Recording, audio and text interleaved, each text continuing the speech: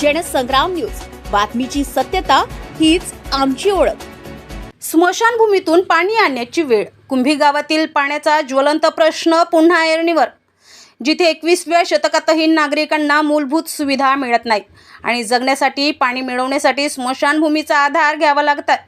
हिंगणघाट तालुक्यातील कुंभी गावात पिण्याच्या पाण्याची समस्या इतकी गंभीर झाली आहे की गावकऱ्यांना तब्बल 1 किलोमीटर दूर असलेल्या स्मशानभूमीतून पाणी आणावं लागतंय।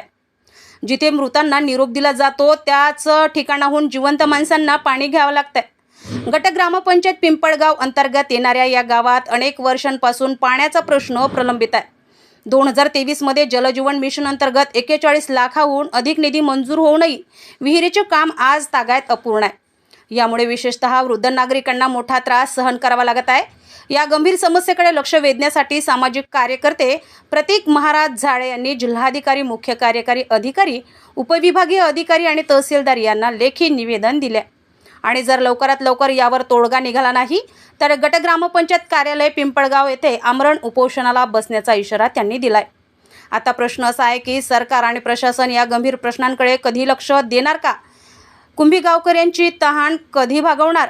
या प्रश्नांची उत्तर येणाऱ्या काळात मिळणार का हे पाहणं महत्त्वाचं ठरणार आहे। रविराज घुमे, जनसंग्राम न्यूज, वर्धा।